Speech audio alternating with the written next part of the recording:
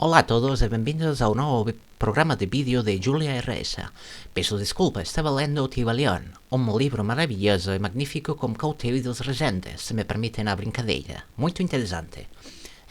Se quiserem que um dia fale sobre ele, basta deixarem um comentário e terei o maior prazer em criar uma pequena explicação, como gosto de fazer. De qualquer forma, no programa de hoje, como podem ver, estou um pouco fantasmagórica, vestida com roupas de época, brincando como uma gravata de babados. Mas aqui estou eu, vestida como um casaco de época, querendo dar uma atmosfera especial à história de terror que escrevi especialmente para o canal. Como podem ver, fiz aqui uma pequena ilustração que me deu bastante trabalho a pintar, porque as artes plásticas não são o meu forte. Mas, apesar disso, queria dar-vos uma pequena surpresa apresentando algo diferente. Aqui estou eu.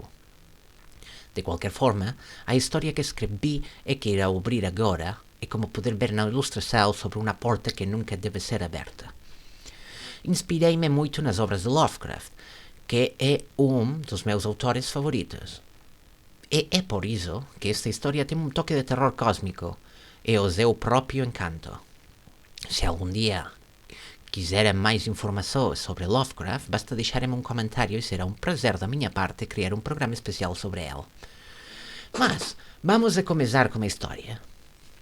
A história decorre numa aldeia da Península Ibérica, mais especificamente numa antiga zona colonial, e fala de um grupo de jovens apaches humanos com as hormonas à flor da pele e, certamente, com grande parte do lobo frontal ainda para desenvolver, devido à sua tenra idade.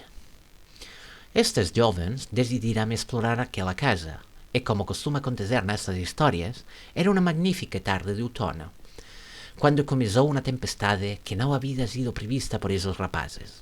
Pois bem, esses 5 jovens, vendo que a tempestade se aproximava, e enquanto brincavam ao redor daquela enorme casa abandonada, uma espécie de masal, decidiram propagar abrigo no seu interior. O que não esperavam era que a porta da varanda, que supostamente deveria estar barrada, não estivesse. Assim, movidos pelo instinto de exploração, pela curiosidade, entraram. A primeira coisa que esses jovens notaram foi que aquela casa, que parecia estar abandonada há mais de 100 anos, não estava em tão mau estado como se esperava. Sim, havia danos, coisas em mau estado, claro, mas ainda mantinha um charme especial. E o arqueiro que deveria estar lá simplesmente não estava. Divertendo-se, explorando na penumbra, iluminados pelas luzes dos seus telemóveis, e a cada relâmpago que entrava pelas janelas parcialmente bloqueadas, viram um jogo de sombras que parecia não ter fim. Este grupo de jovens, como mencionei, bastante turbulentos, começou a encarar aquilo como uma brincadeira, estar numa casa abandonada há mais de 100 anos. Não sabiam o que fazer, nem o que procurar. Estavam ali por pura curiosidade e, obviamente, para se abrigarem da tempestade. À medida que o tempo passava, sentaram-se num dos sofás da sala e tiveram a ideia de acender a lareira, que, por algum motivo, não estava bloqueada. Assim, puderam aquecer-se um pouco, longe da tempestade que rugia lá fora, onde trovões ressonavam, relâmpagos brilhavam, e o vento que entrava pelas janelas semi-bloqueadas parecia assobiar. Aproveitando o crepitar do fogo e aquele interminável jogo de sombras, decidiram começar a contar histórias de terror. No entanto, não passaram muito tempo a contar histórias, pois os ruídos típicos de uma casa tão antiga fizeram-nos tremer. Além disso, começaram a sentir-se um pouco entediados.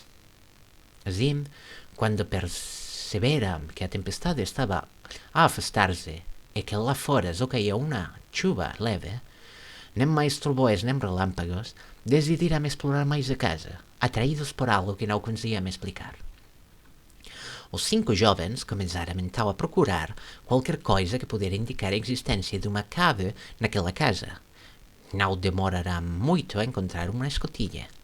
Quando abriram, foram imediatamente atingidos por um cheiro estranho e forte, semelhante a ouros podres. No entanto, o cheiro desapareceu rapidamente. Para aqueles que conhecem este tipo de coisas, saberão que isso não é um bom sinal. Mesmo assim, os jovens fizeram piadas sobre a situação, dizendo que talvez alguém tivesse deixado escapar um gás, ou que anos de gases acumulados tinham finalmente sido libertados. A rir, acenderam um dos candeeiros antigos da Masao, que milagrosamente ainda tinha combustível, e começaram a descer as escadas lentamente, enquanto o vento lá fora continuava a assobiar.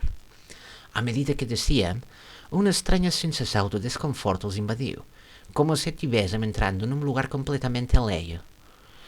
Algo parecia atraí-los, mas os seus instintos diziam-lhes que não deviam estar ali. Quando finalmente chegaram ao fundo, viram uma cave majestosa, estranhamente bem decorada, mas ao mesmo tempo decadente e solene, repleta de móveis ornamentados. Numa das esquinas do seu campo de visão, algo chamou a sua atenção. Quando se aproximaram, encontraram uma porta coberta de símbolos estranhos que não conseguiam entender. Na porta, em letras grandes, estava escrito: "Nunca abra".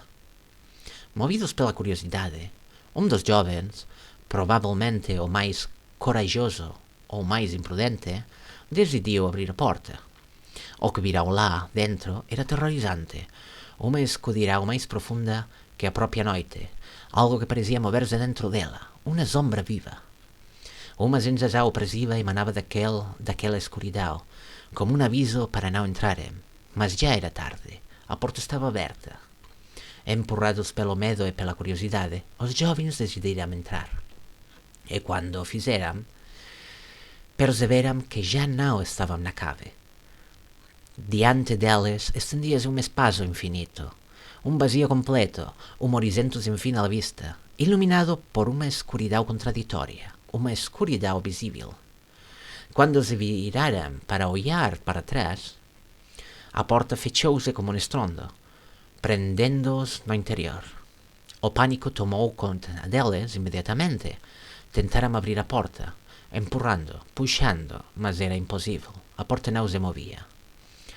Enquanto lutavam para encontrar uma saída, uma entidade começou a emergir.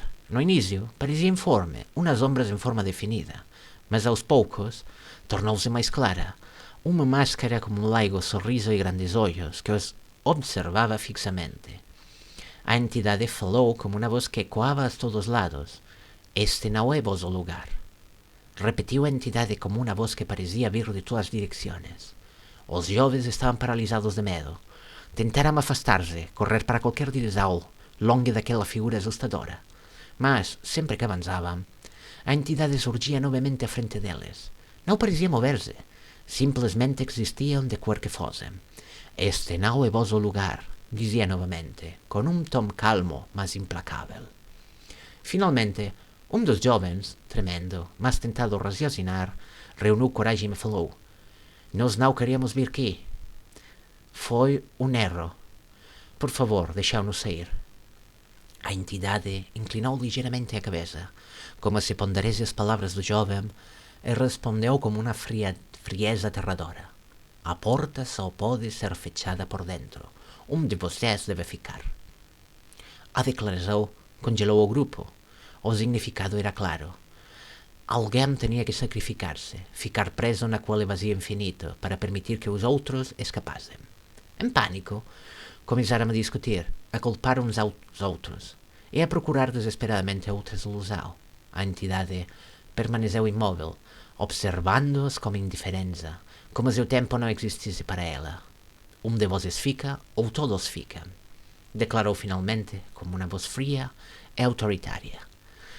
Depois de longos minutos de caos e desespero, o jovem que havia aberto a porta deu um passo à frente. A culpa estava gravada no seu rosto. Ele sabia que tudo aquilo era responsabilidade sua.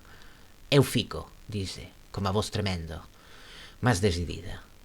A entidade acenou lentamente e, como um gesto das suas formas indefinidas, empurrou os outros jovens em direção à porta, que se abriu novamente, lenta e pesadamente. Os jovens foram lançados para fora, e quando se viraram para trás, viram o seu amigo parado ao lado da entidade, enquanto a porta se fechava atrás deles. Quando se viram de volta na cave, olharam para a porta, mas ela já não estava lá. A casa havia mudado.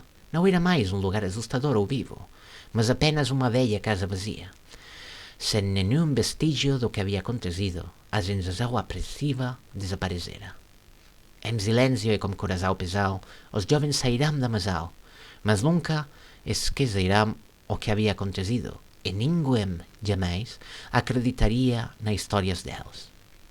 E, no entanto, no fundo dos seus corações, elas sentiam que algo ainda os observava, mesmo do outro lado da porta que nunca deveria ter sido aberta.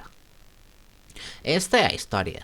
Se gostaram deste conto de terror, ou se quiserem ouvir outros, talvez mais assustadores, com fantasmas ou inspirações Lovecraftianas, basta deixar-me um comentário.